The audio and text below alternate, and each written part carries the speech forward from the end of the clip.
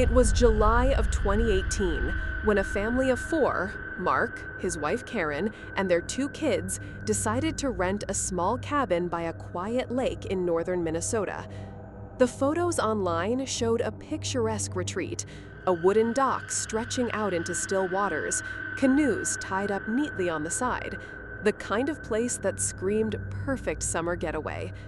They checked in during the day, unpacked, and settled in. The kids ran down to the dock, skipping rocks across the surface, while Karen set up dinner inside. But from the moment they arrived, Mark noticed something strange. The cabin door, it had 3 different locks on it. Not just the usual knob and deadbolt, but a heavy sliding bar on the inside, almost like it was meant to keep something out. He laughed it off. Maybe the owners were just paranoid. That night, the family gathered on the deck as the sun went down. The lake was calm, turning gold and orange with the fading light. By 11 p.m., the kids were asleep upstairs. Mark and Karen walked up and went to bed. But sometime after midnight, Mark woke up. It wasn't a sound exactly, more like the absence of sound. No crickets, no frogs, just silence. And then, creak, creak, creak.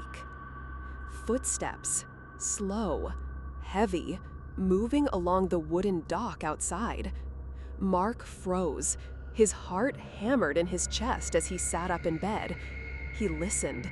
The steps moved to the very end of the dock, then stopped. He crept out of bed, careful not to wake Karen, and peered out the window toward the lake. The dock was empty, just mist floating over the water. He stood there for what felt like forever, but nothing moved. Eventually, he convinced himself it was just the wood settling and went back to bed. Day 2, signs. The next morning, Mark went down to the dock with his kids. That's when he noticed something strange. One of the fishing lines he'd left overnight was cut, cleanly. Not chewed, not tangled, cut. Even stranger, muddy footprints led halfway up the dock. Bare footprints. Then they stopped. No sign of turning around, no sign of getting into the water. Just stopped. He didn't mention it to Karen or the kids, didn't want to ruin the vacation. But inside, a knot of dread had already started to form. The second night. That night, it happened again. Just after 1 a.m., Mark woke up to the sound of footsteps on the dock. Slow, deliberate. He held his breath, staring at the ceiling, until he heard something different. Thud. The sound of the sliding glass door rattling in its frame. Mark jumped out of bed and rushed to the living room. The curtains were half open, and in the pale glow of moonlight, he saw it. A figure, standing just outside the glass. Not moving, not knocking, just watching. Mark's blood went cold. The face was hidden in shadow, but he could feel its eyes locked on him.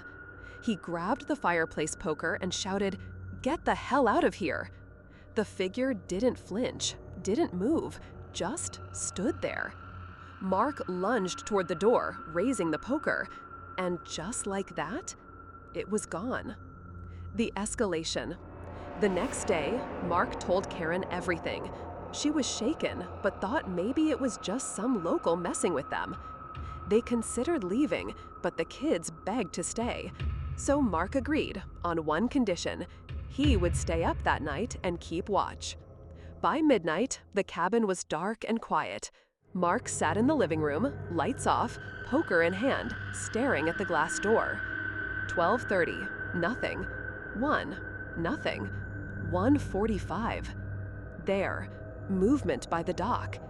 He squinted into the darkness and saw it. Someone walking slowly along the dock toward the cabin. But this time, there was more than one. 2 figures, moving side by side. Their steps perfectly in sync.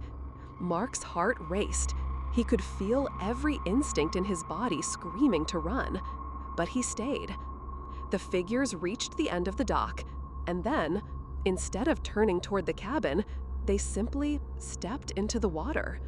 Not splashing, not swimming, just walking into the lake until they disappeared beneath the surface.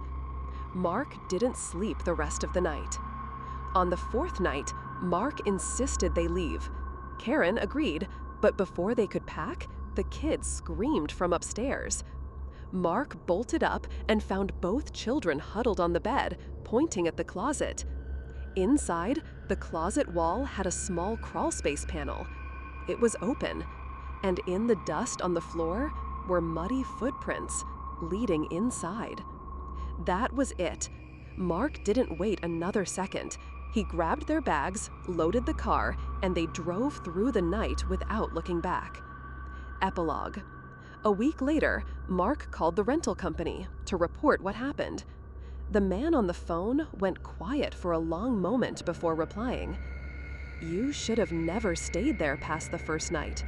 The last renters left in the middle of the week too. Said they saw people coming out of the lake." Click. The line went dead. To this day, Mark swears that what he saw wasn't just people. There was something wrong about the way they moved, something wrong about the silence.